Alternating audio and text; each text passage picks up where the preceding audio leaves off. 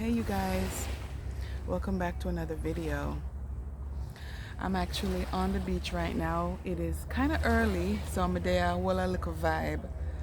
Um, there's some guys in the water and them attack and them loud. So if you're hearing it chatting in the background, it's them. But I'm out here holding a vibe, and I decided I'm gonna answer this question that someone left in my comment section, right? Let me read the question. It says, "Nice video. Thanks for sharing. I would love to hear your story about how you decided to return to Jamaica. It is something I've often considered." And it's from Dr. Diane Thompson. So, Dr. Thompson, this one's for you, girl. So, I left Jamaica when I was fairly young. I was about 12, right? So my family just kind of, we moved. What's the word? Is it migrated or immigrated? Lord of mercy. We immigrated, I think that's the word. Anyway, we left Jamaica. We left Jamaica and we moved to America. It was me, my two sisters, and my dad, right? And my dad then got married and, all that good stuff. So, but we would come back. If not every year, sorry, my rug just dropped. If not every year, we would come back, fairly often. And even when I was maybe like high school, I started to work, and I would sometimes even buy my own ticket and come back in the summertime because I really loved being in Jamaica. You guys, the sun is coming up and it's beating down on me right here. But anyway, so I really loved, woo! You guys, I'm sitting on a tire. You see that? I'm sitting on a tire. So my arm was pitch over that way. Anyway, so I guess what I'm trying to say is over the years, I've always maintained just a connection with Jamaica, right? I would come back in the summertime, wintertime, all different times of the year. We would come and visit, and sometimes I'd come on my own, come with my, I think I've come with my sister before. But I've just always maintained a connection with Jamaica. And even when I come, sometimes I don't even do a whole lot. I would just be with family and didn't really go out much because, I was younger then. But I loved being here. I just loved being here. And I knew from very early, you guys, that I wanted to return back to Jamaica. I mean, it is just that simple. I wish I could say I came back to Jamaica for love, for business, for whatever. No, I came back to Jamaica because I love my country and I enjoy being here. And when I'm in Jamaica, I feel such a strong connection, you guys. No. This particular time that I came back to Jamaica, why did I choose no to do it? So you guys, I just feel like, and this is no knock to anybody, I don't want to come back to Jamaica when I'm like 70, 80. That is not how I envision. I want to be able to come back to Jamaica when I'm still young-ish, okay? Ish. I want to be able to be active in Jamaica. I want to be able to move around. I want to go to different parishes. I want to go up to Cockpit Country. I want to do all those crazy things. And I feel like when you're older, you kind of don't have the energy, maybe. And I know this is not all older people, because some older people are quite active, so please don't come for me. But me just feel like, say, when I want to come back to Jamaica when I'm still youngish and I can move around and I can do all the things that I want to. I almost feel like when I get up into the 70s and 80s age, maybe I want to go back to the US, because you start to develop illnesses and, that age-related illnesses. And I kind of want to be in a place where I can get good medical care. And so for that reason, I feel like maybe when I get older, maybe it's going to be time to go back to the US. Maybe I'll go to like a Florida. But I don't know. We'll see how that works out. But no, I wanted to come back to Jamaica when I was still young enough to be able to do all the things I want to do. And it's tricky because you want to come back when financially you'll be okay for a little while. So it took me some time to kind of save up some money to be able to be okay for a little while. Okay, so this was just the right time, you guys, for me to come back to Jamaica. This was just the right time for me. And look who decides to walk by in front of me.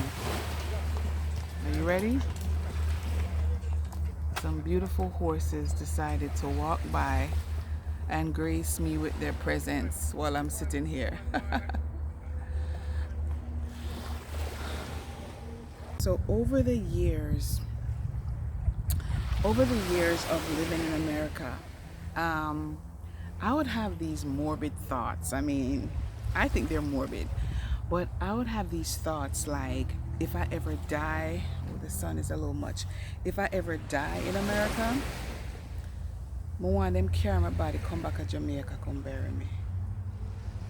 That's how you want to be in your country. I would think, if I die in America, please carry my body, go back to Jamaica and bury me in a Jamaica. I don't want to have my soul walking around in these cold American streets.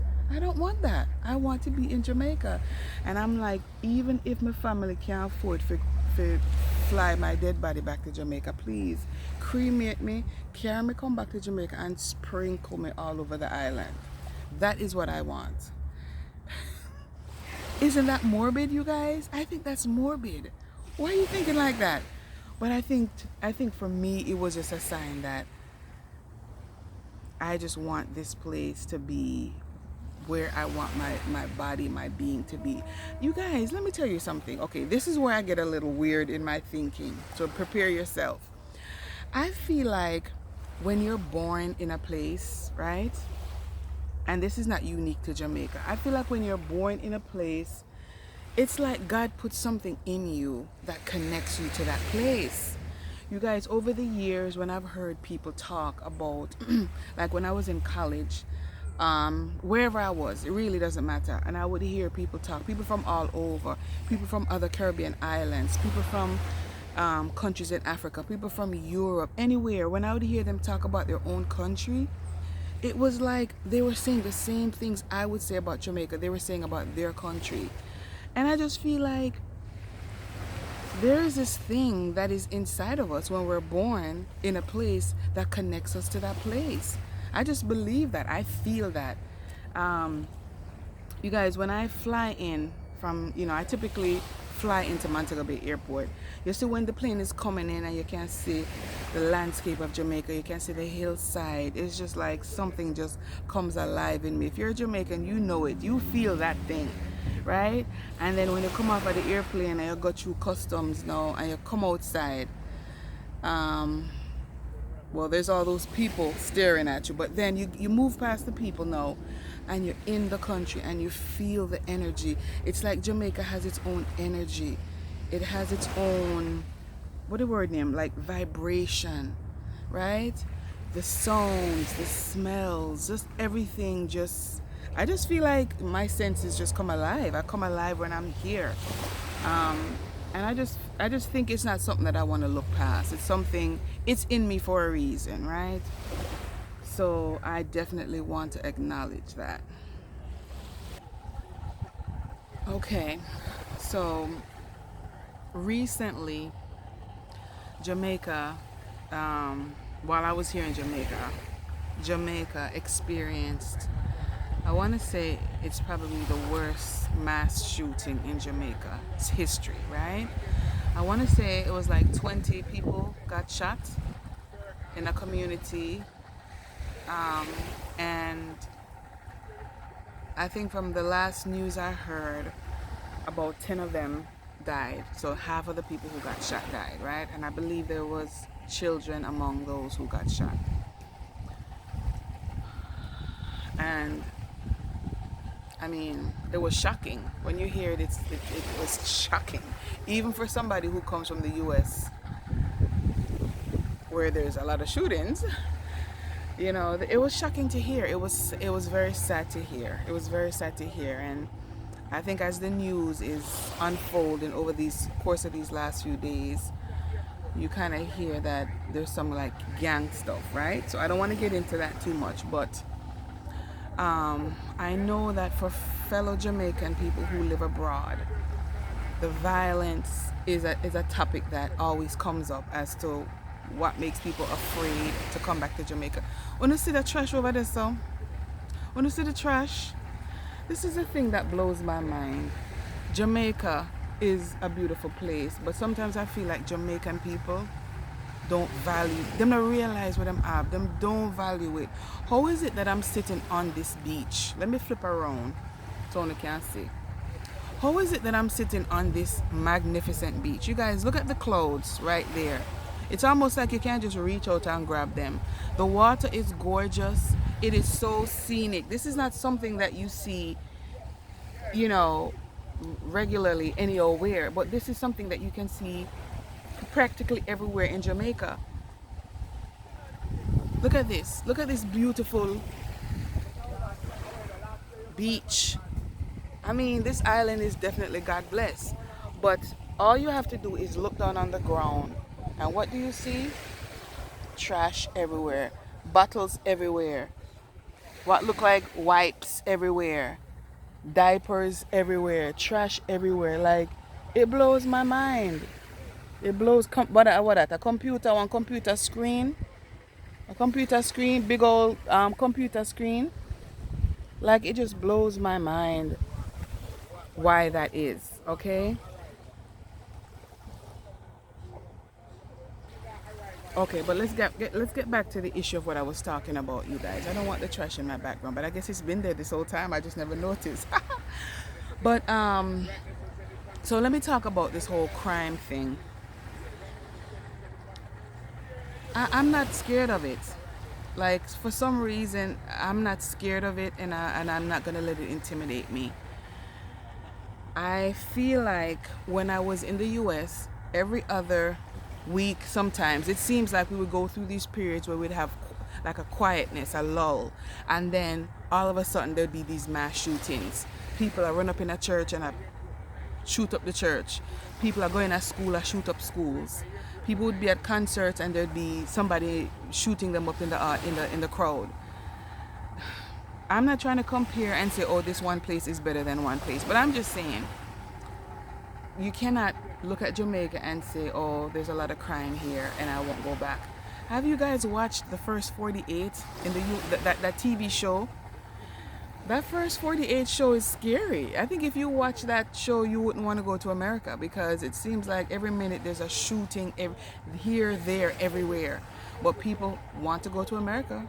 Jamaican people will line up at the embassy and flock to go to America.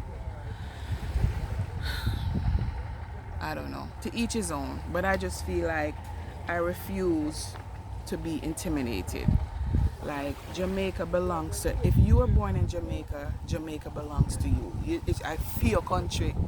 And I'm not going to make anybody frighten me out of my country. I'm not going to let anybody scare me to come home to my country and to live in Jamaica. I'm not okay with that. I'm not going to allow that. I'm just not.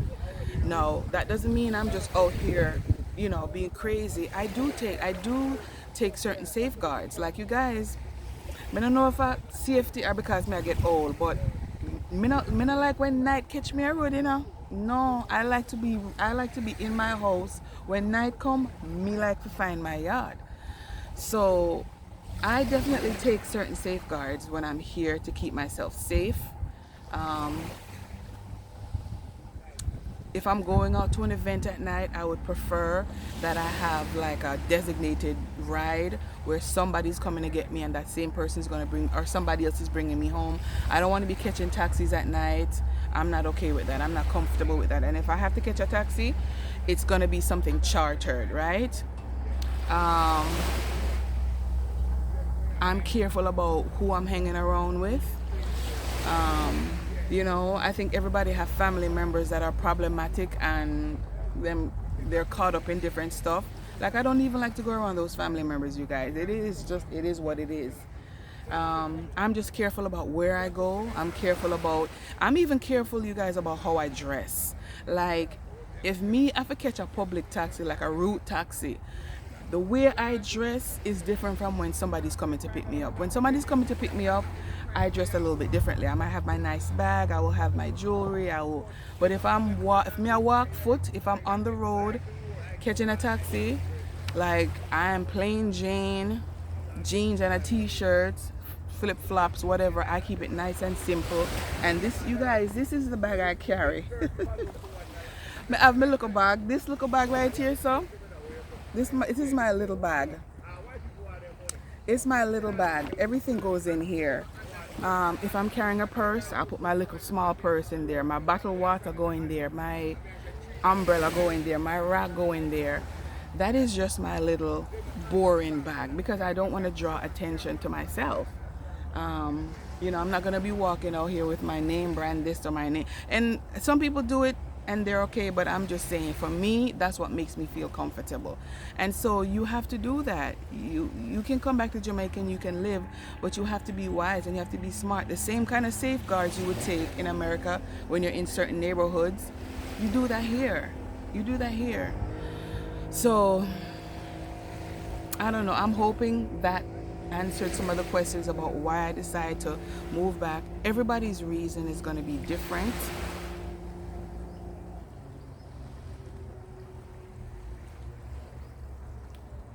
You guys, everybody's reason is going to be different for coming back to their country. But let me tell you this.